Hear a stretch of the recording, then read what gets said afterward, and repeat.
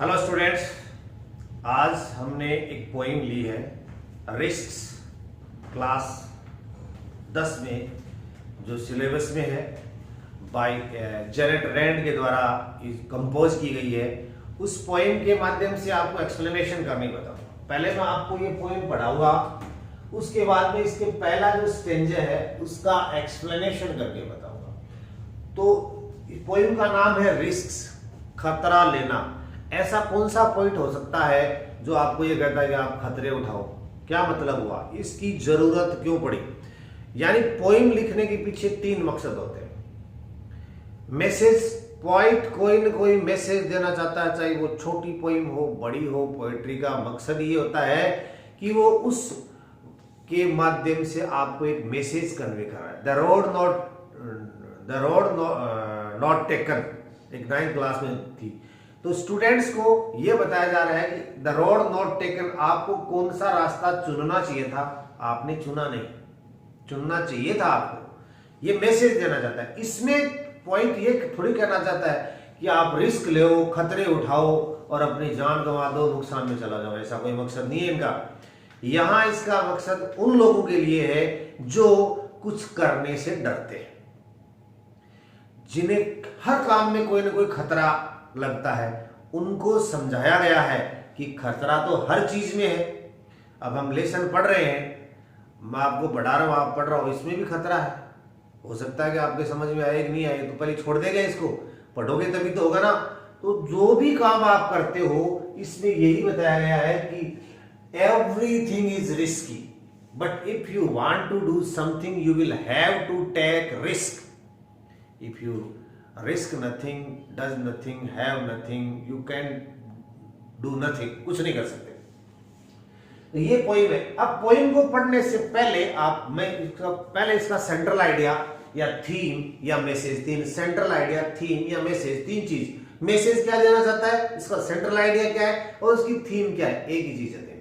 Confuse होने की जरूरत नहीं है, ये चीजें आपको एक्सप्लेनेशन में आंसर। तो मैं यहां आपकी इसकी थीम, किसी पोइम की थीम को पढ़ना, याद करना बड़ा थोड़ा सा टफ लगता है कई स्टूडेंट को सेंटेंस बनाना। देखिए कितना आसान तरीके से बताता हूं आपको। इस पोइम में पोइट ये कहना चाहता है कि आप रिस्क लीजिए।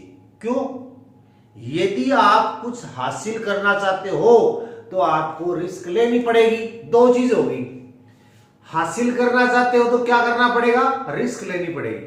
2 चीज होगी ना, रिस्क लेनी पड़ेगी। क्यों? कुछ प्राप्त करना चाहते हो तो ये चीज देखिए, यदि आप कुछ अचीव करना चाहते हो तो आपको क्या करना पड़ेगा, रिस्क। ये इसकी थीम है।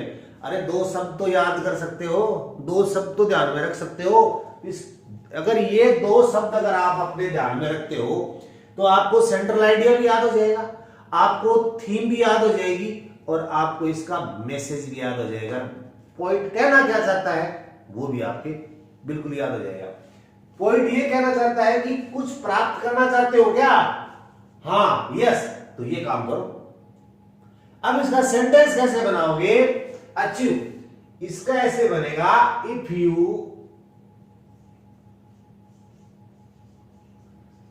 Want to. अब आपसे अचीव लिखो या गेट लिखो, आपकी मर्जी। If you want to get something, if you want to achieve something.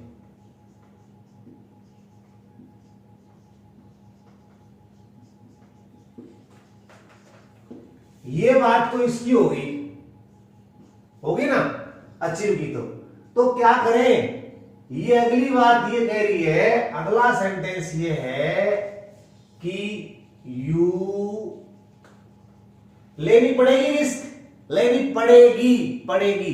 देखो, पढ़ता है हैज टू, हैव टू, पढ़ता था हैड टू, और पढ़ेगा तो विल हैव टू। तो यू विल हैव टू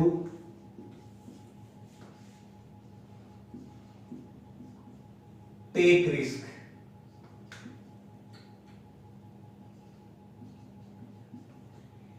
इन दोनों को जोड़ दो बस। क्या करना है, if you want to achieve something in your life you will have to take risk, बस। यदि आप कुछ प्राप्त करना चाहते हो, यदि आप कुछ हासिल करना चाहते हो तो तुम्हें रिस्क लेनी पड़ेगी। अब इसका सेंट्रल आइडिया आपने आपको पूछ लिया कि what is the central idea of the poem risk. तो achieve, if you want to achieve something, if you want to get something, you will have to take risk. ये लिखना है आपको, ये लाइन लिख देना। यदि ये क्वेश्चन आ गया what is the message of the poem risk composed by Janet Rand, तो देन आप लिखोगे अचीव और इसके सेंटेंस बनाओगे if you want the message of the poet Janet Rand is if you want to achieve something you will have to take risk. Okay, central idea क्या है? यही central idea है। तो हो गया ना ये चीज। तो पहली बात तो ये होगी कि दो शब्दों से आप इसको, ये मैसेज भी हो गया, ये इसका सेंट्रल आइडिया भी हो गया, इसको आपको जोड़ के लिख देना है। अब हम इस पोएम को पढ़ते हैं। तो देखिए मैंने इसको बोर्ड पे इसलिए लिखा है ताकि आपको थोड़ा वाइटल लगे और इसको समझ सके। To laugh is to risk appearing the fool. Poet कह रहा है कि everything is risky here. To laugh is to risk appearing the fool. ये कह रहा है कि लाफ, हंसना भी रिस्की है। To weep is to risk, रोना भी रिस्की है। And to reach out, reach out का मतलब होता है हेल्प करना, मदद के लिए आगे आना। अब किसी की मदद के लिए आगे आना भी रिस्की है। Another is to risk involvement. अपन इन तीन चीज को मैं पहले इस पोएम को बढ़ा देता हूं, उसके बाद में तीन का आपको एक्सप्लेनेशन करके बताऊंगा कितना आसान होता है और आप कितना आसानी से कर पाओगे। देखिए, तो to laugh is to risk appearing the fool. तो वेरी सिंपल एक्टिविटी, लाफिंग, हंसना है, बहुत सरल। इसमें क्या रिस्क है? बट इसमें रिस्क है अपीयरिंग द फूल, कि लोग ये नहीं समझेंगे मूर्ख है क्या, इसमें भी रिस्क है। ठीक है, तो laughing covers the risk of appearing the fool. हंसने में रिस्क है, हंसने में रिस्क है कि लोग उसे मूर्ख ना समझ ले। To weep is to risk appearing sentimental. Sentimental होता है इमोशनल, भावुक। टू वीप या weeping is also have a risk to be called a sentimental. If you weeps you have a risk. People may think that you are an emotional, over emotional and a sentimental person. यदि आप रोते हो तो आपको इसमें ये risk है, रोने में, सेंटिमेंटल की, हंसने में दूसरों के द्वारा मूर्ख समझे जाने की। And the third, reach out for another, दूसरों की मदद करते हो तो इसमें भी रिस्क है कि कोई there is any involvement of himself या वन सेल्फ। आपका, यदि आप कोई मदद करते हो तो लोग सोचेंगे he is helping him, it means there is something involvement in that matter, कोई ना कोई इन्वॉल्वमेंट है, अदरवाइज वो मदद नहीं करता। इसमें भी रिस्क हो गया। टू एक्सपोज, पॉइंट क्या करता है कि दो चीजें होती है हर पॉइंट में, पहले उस समस्या को बताएगा, उसके बाद में उसकी आपको क्या करना है वो बताएगा। इसमें भी देखिए, to expose feeling is to risk exposing yourself truly. If you express your ideas to the people, so there is a risk to be exposed there with your inner feelings. यदि आप एक्सपोज करते हो, अपने विचार व्यक्त करते हो, तो रिस्क है इसमें एक्सपोजिंग योर, आपके पर्सनल लाइफ एक्सपोज हो जाएगी, वहां पे रिस्क है इस चीज की। And to place ideas and dreams before a crowd means people। यदि लोगों के सामने आप अपने ड्रीम्स, अपने सपने, अपने लक्ष्य, अपने आइडियाज, अपने विचारों को व्यक्त करते हो, बताते हो, is to risk being called naive. नौसिखिया है, इनएक्सपीरियंस्ड पर्सन है, यह समझा जाने का रिस्क है। अब देखिए, to love is to risk, प्यार करने में भी रिस्क है। Is to risk not being loved in return. एक माता पिता, भाई बहन, देश प्रेम, समाज प्रेम, जीव जंतुओं के प्रति प्रेम, इसमें भी कोई रिस्क होती है क्या? कोई रिस्क नहीं होती ना। पर पोइट कहता है इसमें भी रिस्क है। एक माँ अपने बच्चे को प्यार करती है, प्रेम से पालती है, माँ बाप, उसमें भी रिस्क है। क्या रिस्क है? Not being loved in return risk है। तो क्या छोड़ थोड़े दे? नहीं। To live is to risk dying, और जिंदा रहने में भी रिस्क है, मौत का डर रहता है।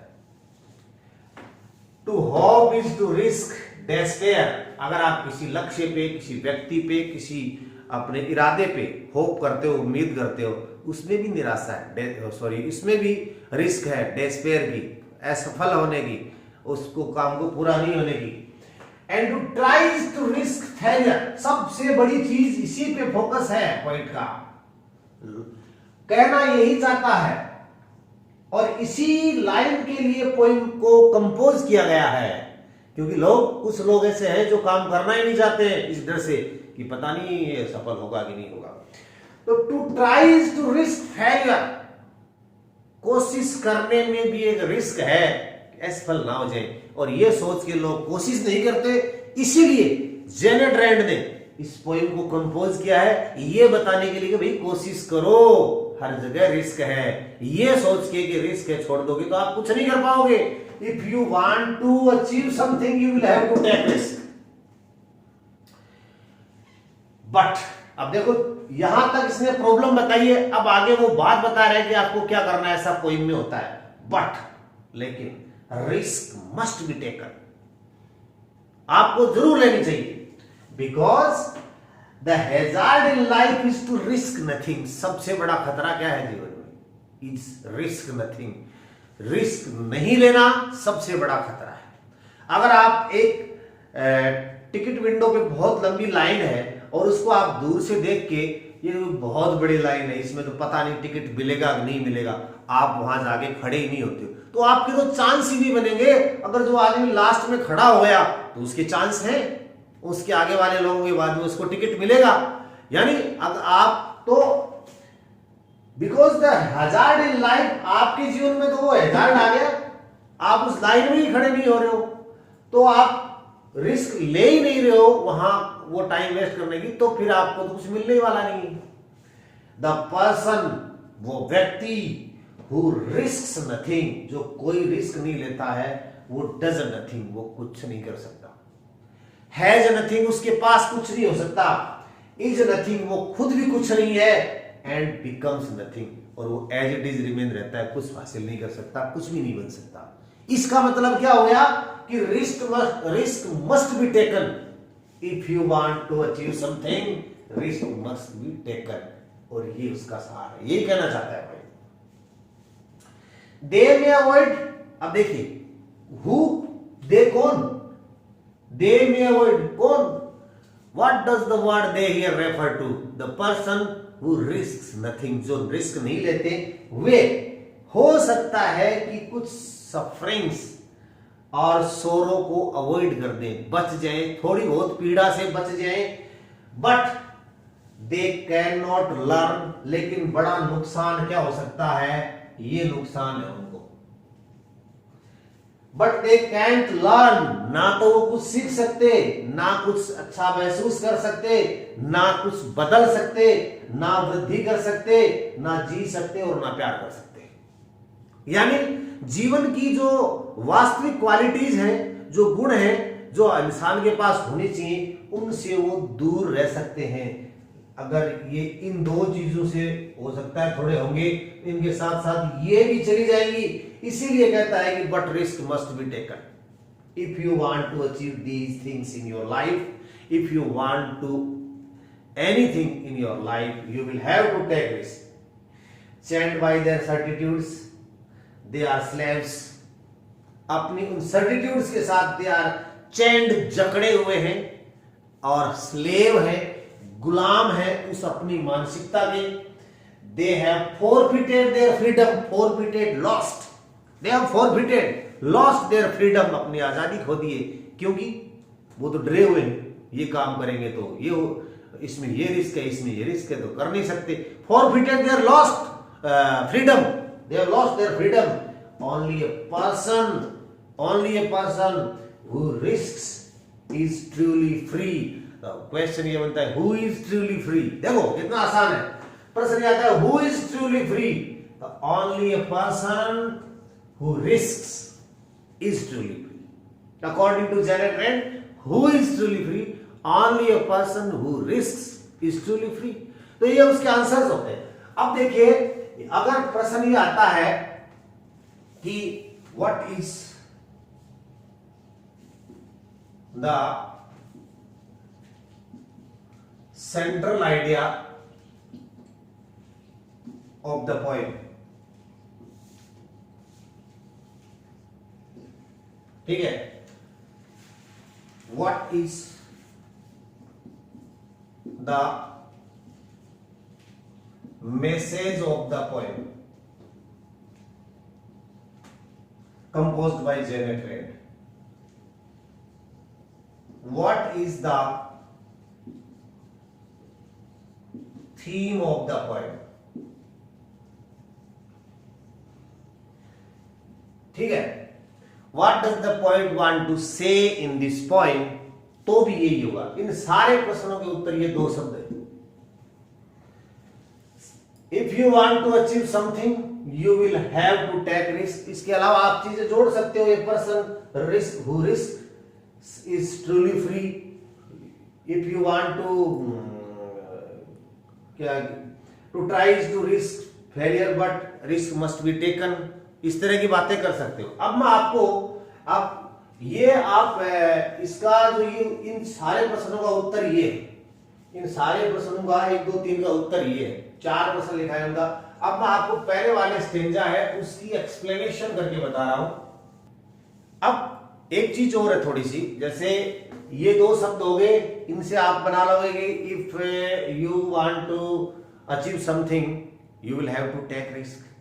पोइम के बारे में है कि एक तो ये कि ये एक इंस्पिरेशनल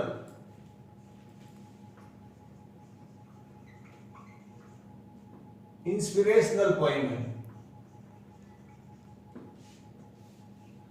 और ये the poem risk inspires us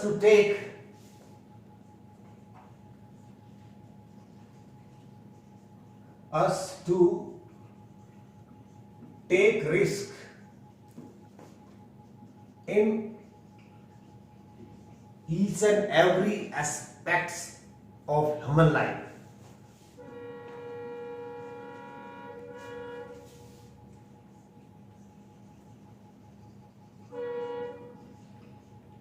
human life के एस्पेक्ट क्या होते हैं, जैसे लव है, ग्रोथ है, होप है एंड लर्न है। Love,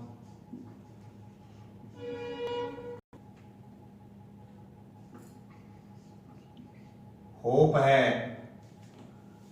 love, growth, hope, learn and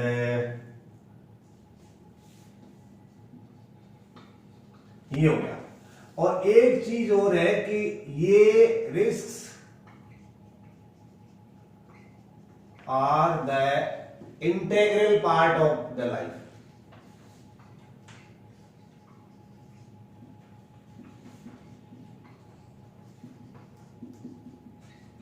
ये चीज है।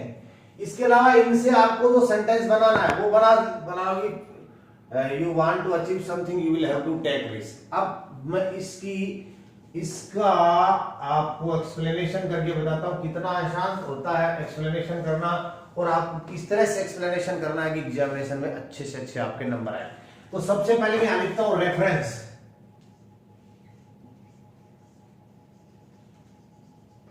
रेफरेंस में हमने कल एक चीज देखी थी कि ये तो आपके पास है कि these lines have been taken from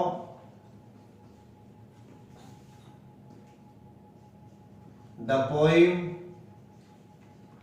inverted coma में लिखोगे रिस्क्स, चाहे कैपिटल लिखो चाहे स्मॉल लिख दो, risks composed by the poet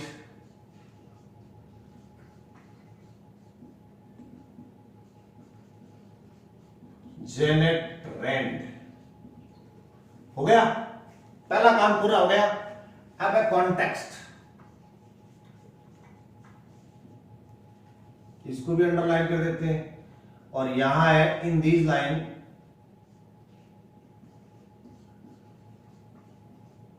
lines the point tells us. क्या कहना चाहता है पॉइंट?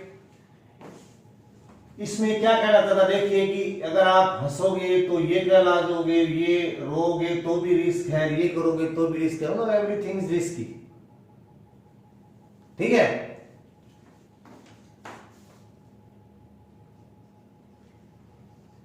यही तो बात हुई ना, एवरीथिंग इज रिस्की। अब आप इसके आगे ज्यादा डिटेल देने की जरूरत नहीं इसके अंदर, क्योंकि डिटेल हम एक्सप्लेनेशन में देंगे। बाकी आप इससे कुछ लिखना चाहो तो लिख सकते हो कि टू लाफ, जैसे as to laugh, to weep, ऐसे लिख के छोड़ दो। देन आप लिखोगे यहां explanation.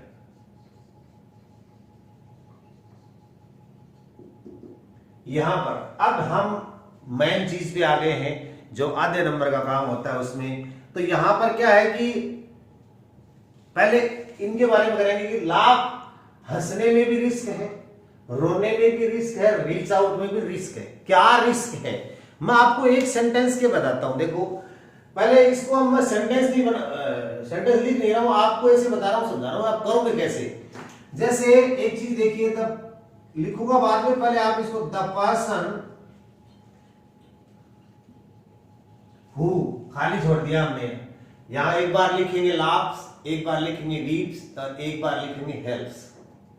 The person who laughs, तो उसमें क्या रिस्क है? The person who laughs finds himself, covers himself, looked at as a fool.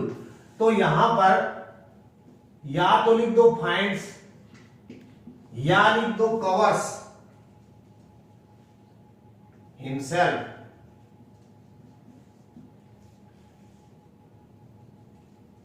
looked at, called fool। अब तीनों के ऐसे ही सेंटेंस बनाने आप देखिए। The person who weeps covers, अब यहां कवर्स हिमसेल्फ, और यहां उसके लिए क्या आ जाएगा, क्या जो रोता है वो कॉल्ड सेंटिमेंटल। ठीक है, अब तीसरे पे रीच आउट का मतलब मदद करना होता है। तो द पर्सन हेल्प्स, फाइंड्स करो या कवर्स करो, हिमसेल्फ टू बी इन्वॉल्व्ड। ये लो तीनों चीज होगी। ठीक है, तीनों चीज इसमें हमने कर दी। अब इसके सेंटेंस आपको बनाने, एक ही सेंटेंस बनाया वैसे मैं बताया मैंने, करने आपको 3 बनाने। कैसे बनाओगे? पहले यहां लिखोगे द पर्सन हु लाफ्स, तो यहां लिख रहे देखो द पर्सन हु, यहां इसकी जगह लाफ्स। अब या तो लिखो फाइंड्स या लिखो कवर्स, आपकी मर्जी है। तो चलो मैं यहां फाइंड्स लिख देता हूं, क्योंकि बदल के सब लिखने चाहिए आदमी। Finds himself looked at called fool, finds, इसको मैं थोड़ा सा इधर कर देता हूं, यहां से ऐसे है। Finds self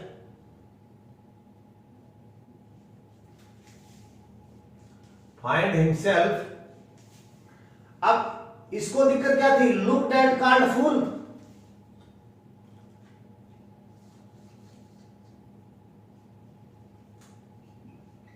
looked at called fool, ये हो गई है ना। अब आपको मैं यहां से मिटा के दिखाता हूं इसको, देखिए ये तो हो गया।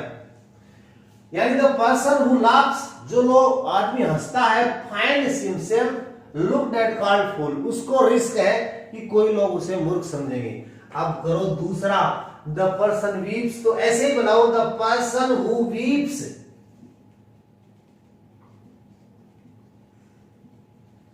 द पर्सन हु वीप्स, ठीक है। फाइंड्स, और मैंने बताया था कवर्स, शब्द बदलोगे तो अच्छा रहेगा, वरना रिपीट करो अच्छा रहेगा।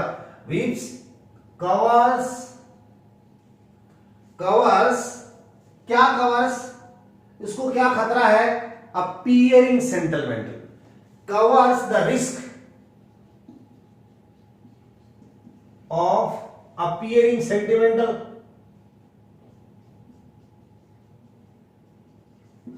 अपीयरिंग सेंटिमेंटल,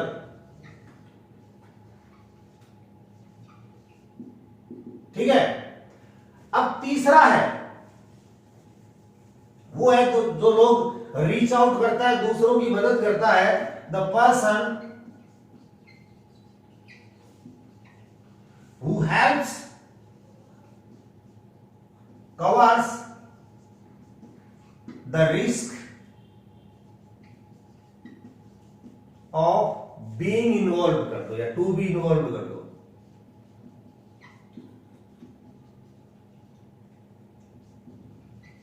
ये लो, यानी आपने ये चीजें तो लिख दी। अब आप, क्योंकि ये एक्सप्लेनेशन है, आप वो चीज भी लिख सकते हो, the point Janet Rand here tells that if you want to achieve something, you will have to take risk. You can also write the theme and the central idea and the message of the poem also here. क्योंकि आप तीनों चीजों, मैंने एक संत में ही बताया कि the person who laughs find himself looked at called fool, the person who weeps covers the risk of appearing fool, the person who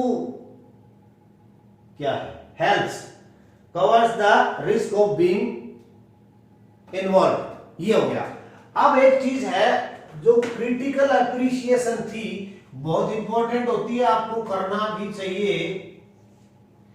critical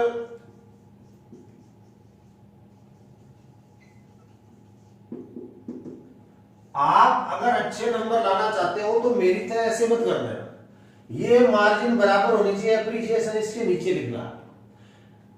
critical appreciation के अंदर क्या करोगे आप, एक तो ये लिख दोगे ये पोइम कैसी है, it is an inspirational poem, okay लिख दो, कोई दिक्कत नहीं है।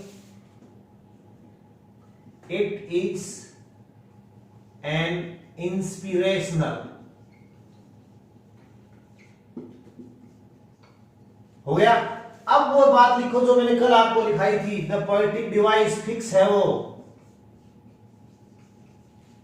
The poetic device. अब यहां पर पोएटिक डिवाइस कौन सा है, देखिए to to to to to, repetition है, बार बार आ रहा है, अपीयरिंग अपीयरिंग बार बार आ रहा है, रिस्क रिस्क बार बार आ रहा है, टू टू आ रहा है, इज आ रहा है। इसका मतलब यहां पर रिपीटेशन है, रिपीटेशन बार बार है, जो शब्द बार बार आए ना उसको बोलते हैं रिपीटेशन, और शब्द का पहला अक्षर अगर आए उसको बोलते हैं एलिट्रेशन। तो यहां रिपीटेशन आया है, तो the poetic device inverted coma में लिखो repetition,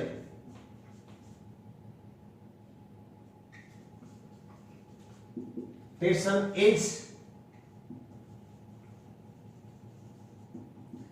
beautifully used here to enhance the beauty and melody of the poem।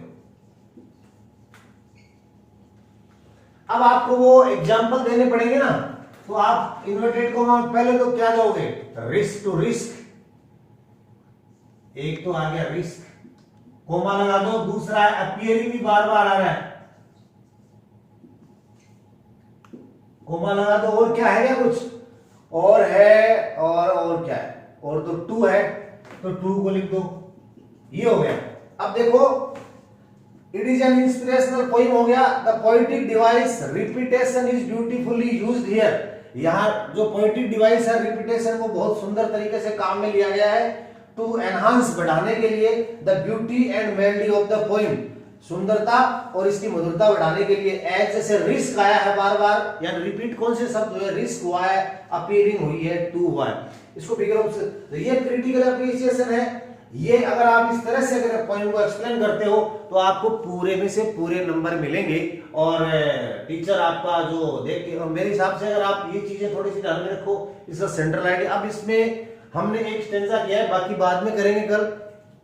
मेरे हिसाब से आप इसका सेंट्रल आइडिया बता सकते हो, आसान है, मैसेज बता सकते हो, बिल्कुल आसान है, और क्या बोलते हैं उसको, सेंट्रल आइडिया, थीम भी बता सकते हो, पोइट क्या कहना चाहता है वो बता सकते हो, एक्सप्लेनेशन दिया, रेफरेंस लिख सकते हो, कॉन्टेक्स्ट लिखते हो, एक्सप्लेनेशन में कितने आसान शब्दों में लिख सकते हो, और क्रिटिकल एप्रिसिएशन में तो शब्द आपके पास फिक्स है, इसके पूरे फिक्स है, क्या बदलेगा, सिर्फ ये रिपीटेशन ये बदलेगा और इसके एग्जाम्पल बदलेंगे, बाकी यही लैंग्वेज बहुत सुंदर रहेगी। तो पोएटिक डिवाइस, साहित्यिक विधा, रिपीटेशन यहाँ बहुत सुंदर तरीके से काम में लिया गया है। तो उम्मीद करते हैं कि आपके रिस्क जेनेट रेंट की पोइम अच्छी तरह से समझ में आई होगी और एक्सप्लेनेशन करने का तरीका भी।